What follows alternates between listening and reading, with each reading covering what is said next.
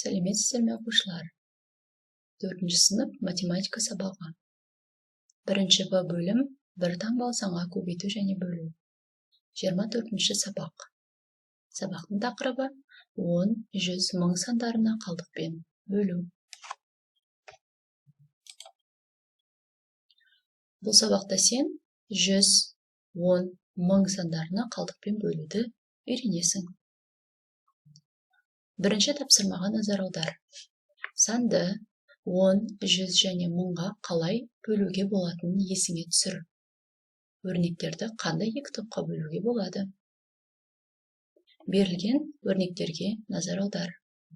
Бұл өрнектерді қандай топтарға бөлуге болады?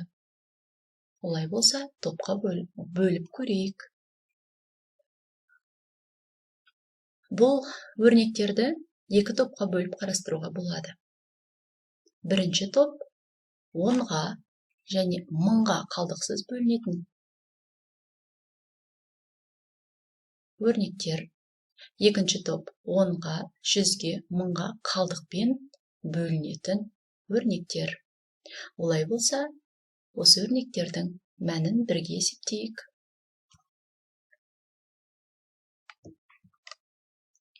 21520-ны 10-ға бөлеміз. Бұл жерде соңғы 2 нөлді алып тастаймыз, яғни қысқартамыз. Сонда бізде 2152 шығады. Келесі өрнек. 8000-ды 1000-ға бөлеміз. Екеуіне де сәйкес келетін нөлдерді қысқартамыз. Сонда 8-ді 1-ге бөлсек, 8 шығады. Келесі екінші топты қарастырайық. Бұл жерде қалдықпен бөлінетін өрнектер. 60412-ні 1000-ға бөлеміз. Бұл 60-ты беріп, 412 қалдық қалады. 1446-ны 10-ға бөлсек, 144, 6 қалдық. 4658-ді 1000-ға бөлсек, 4, 658 қалдық. 12727-ні 100-ге бөлсек, 127, 27 қалдық. Олай болса, бұл қалдықпен бөлінетін сандарды қалай есептей аламыз? Бірге қарастырайық. Түсіндіріп өтейік. Көп таңбалы сандарды 10-ға, 100-ге, 1000-ға қалдықпен бөлу үшін бөлгіштің соңында қанша нөл болса, бөлінгіштің оң жағынан сонша цифрды бөліп алу керек. Қалған сан бөліндінің мәні, ал бөліп алынған цифр қалдық болады. Яғни, мына жерде тұрған бөліндінде қанша нөл болса, мысалы, мына жерде 1000-ға бөлетін болсақ, 1, 2, 3 нөл бар. Онда біз бірінші бөлінгіштен соңғы 3 санды алып тастаймыз. Сонда бізде бірінші өрнек бойынша 60 шығады да 412 қалдыққа сәйкес келеді. Екінші өрнекке қарайық. 1446-ны 10-ға бөлеміз. 10 санында бір ғана нөл болғандықтан, біз бірінші бөлінгіштің соңғы санын ғана аламыз. Сонда бізде 144 және соңғы нөлге сәйкес келетін сан 6 қалдық есебінде қалады. 4658-ді 1000-ға бөлетін болсақ, 1000 санында 3 нөл болғандықтан, біз соңғы 3 нөлді 3 санды алып тастаймыз. Бұл қалдық есебінде қалады. Сонда 4, 658 қалдық. 12727-ні 100-ге бөлетін болсақ, 100 санында 2 нөлге сәйкес болғандықтан, соңғы 2 нөлді қалдық есебінде аламыз. Бұл жерде бізде 127, 27 қалдық шығады. Бұл ережені есте сақта. Екінші тапсырмаға назар аударайық. Бөліндіде қанша цифр болады? Қалдықты бөлгішпен салыстыр. Олай болса, алдағы тапсырмада айтып өткен ережеге сәйкес, мына өрнектерді шығарып көрейік. Ең алдымен, бұл өрнектерді орындауда бөлінгіштегі нөлдерге назар аудар. Мінекей, мен мына жерде барлық нөлдерге сәйкес келетін бөлінгіштерді белгілеп қызылмен көрсетіп қойдым. Яғни бірінші өрнекте 10-ға бөлетіндіктен соңғы 10-да бір ғана нөлге сәйкес болғандықтан, мына бірінші бөлінгіштегі соңғы сан қалдық есебінде қалады да 554.012 үш қалдыққа сәйкес келетін болады. Олай болса, ойланып шығарып көр. Жауаптарыңыз дайын болса, тексерейік. 540.123-ті 10-ға бөлетін болсақ, 5412 үш қалдық. 72.432-ні 100-ге бөлетін болсақ, 724 қалдық. 84.021-ді 1000-ға бөлетін болсақ, 84 21 қалдық.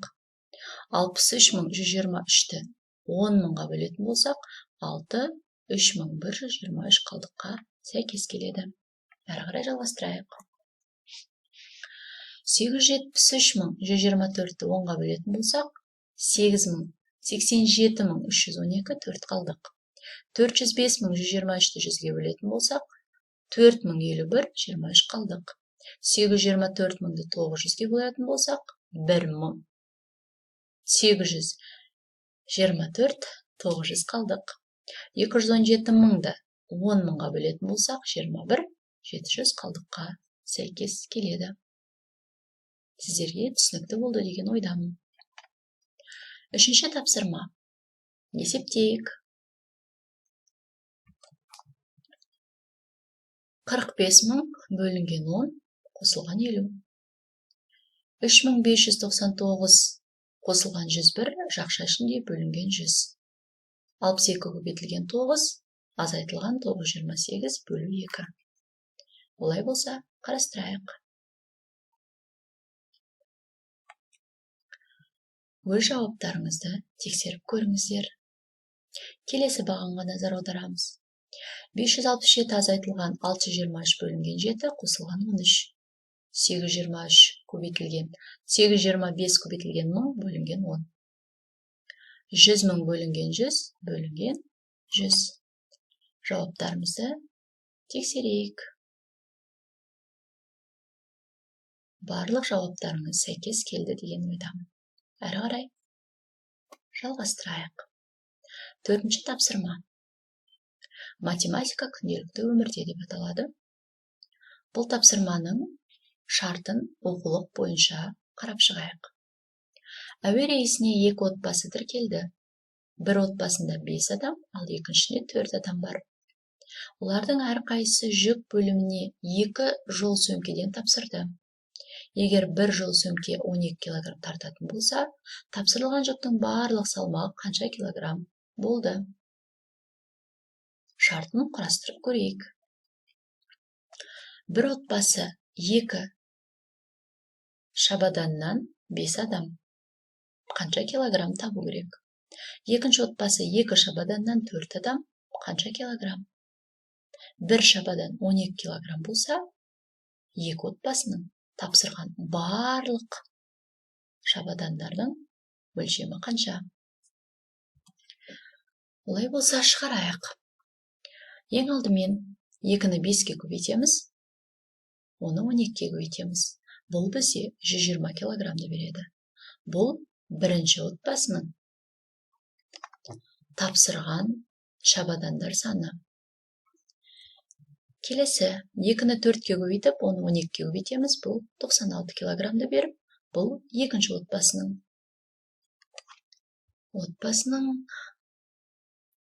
тапсырған шабаданның салмағы.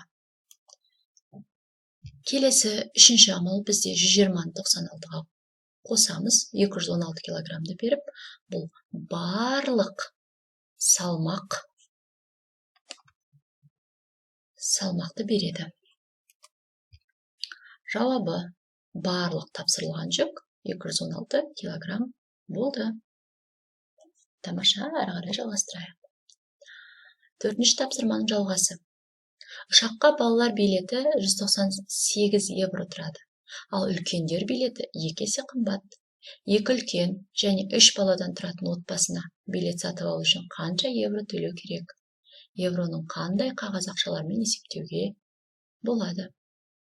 Шартын қарастырып көрейік. Балалар билеті 198 евродан 3 бала. Ересектер билеті белгісіз. Балалар билетіне қарағанда 2 есе қымбат. Бұл жерде 2 адам қатысты. Яғни барлығы қанша? Шешуі. 198-ді 2-ге көбейтіп аламыз, 396 евроны беріп, бұл бір ересектер билетінің құны. Келесі, 396-ны 2-ге көбейтеміз, 792 евроны беріп, бұл 2 ересектерге төленген билеттер құны. Үшінші амал, 198-ді 3-ге көбейтеміз, 594 евроны беріп, бұл 3 балаға төленген балалар билеті. Соңғы 4-ші амал, 792-ні 594-ге қоссақ, 1386 евроны беріп, барлық евроның билет сатып алу үшін төленген құны екен. 5-ші тапсырма. Шамаларды көрсетілген өлшем бірліктерімен өрнектейік. 10 сантиметр квадрат бізде 1000 миллиметр квадратты береді. Өте жақсы. 1 метр квадрат 10.000 сантиметр квадратты беріп, 1 миллион миллиметр квадратты береді. 1 миллион метр квадрат қанша километрді береді? 1 километр квадратты береді. 5 сантиметр квадрат 500 сантиметр квадратты беріп, қанша миллиметр квадратқа тең? 50.000 миллиметр квадратқа тең. Өз жауабыңызды тексеріңіз. 6-шы тапсырма. Оқулық бойынша берілген шартын оқиық. 3 ағайынды үстелде жатқан жаңғақтарды қалай бөлуге болатынын ойлануда. Арман былай деді: егер әрқайсымыз 8 жаңғақтан алатын болсақ, 2 артық қалады. Ал 9 жаңғақтан алатын болсақ, 1 жаңғақ жетпей қалады. Үстелде барлығы қанша жаңғақ болған? Есепті шешіп көрейік.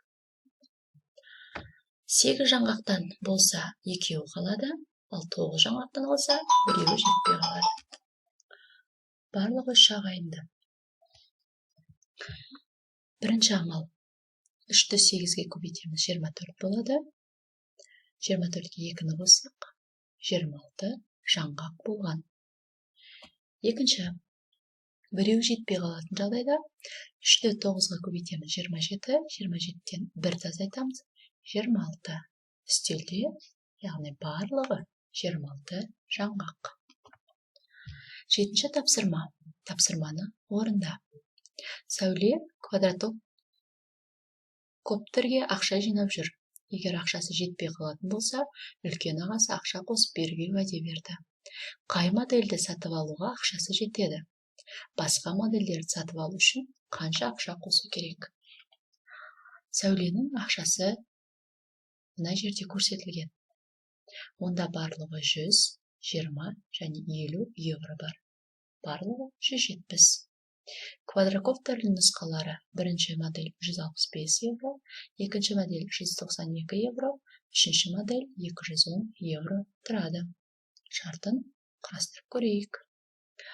Сәуледе болды, барлығы 170 евро. Бірінші модельді алу үшін 170 евродан 160 евроны азайтамыз. Онда 5 евро қалып, бірінші модельге оның ақшасы толық жетеді. Екінші модель бойынша 192 евродан 170 евроны азайтамыз, 22 евро. Яғни екінші модельге оның ақшасы жетпейді. Тағы да 22 евро қосу қажет. Үшінші нұсқада 210 евро тұратын үшінші модель, одан 170 евроны азайтамыз, тағы да 40 евро оған үшінші модельді алу үшін жетпейді.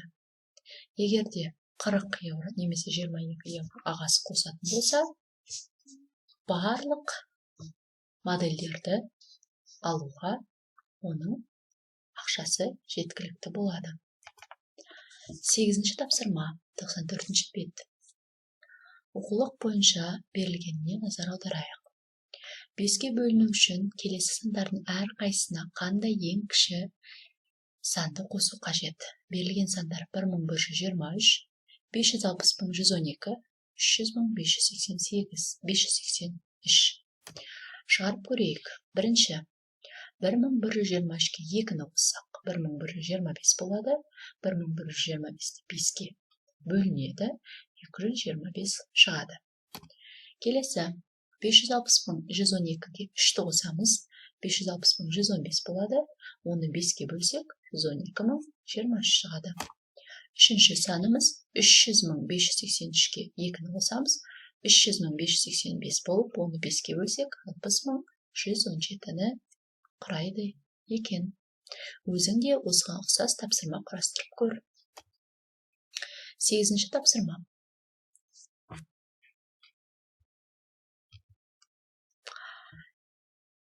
Тоғызыншы тапсырма.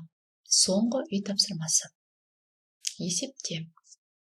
Өрнектерге назар аударып шығып, өрнектердің мәнін бүгінгі өткен тақырыпқа сәйкес, ережеге сәйкес орындап көр. Бірінші берілген өрнек 45.859-ды 100-ге бөлеміз. Ол бізде 458-ді беріп, 59 қалдықты құрайды. 985.120-ны 1000-ға бөлсек 985 болып, 120 қалдықты береді. 360.025-ті 10-ға бөлетін болсақ, 36.002-ні беріп, 5 қалдық қалады. 254.201-ді 100-ге бөлетін болсақ, 2542 болып, 1 қалдық қалады. Және соңғы өрнектер 682.002-ні 1000-ға бөлсек, 682-ні беріп, 2 қалдықты құрайды. 703.201-ді 100-ге бөлсек, 7034-ті беріп, 70 қалдықты құрайды. Өзіңден тағы да бір есептеп тексеріп шық. Бұл сабақта сен 100-ге, 10-ға, 1000-ға қалдықпен бөлуді үйрендің. Келесі кездескенше сау болыңыздар.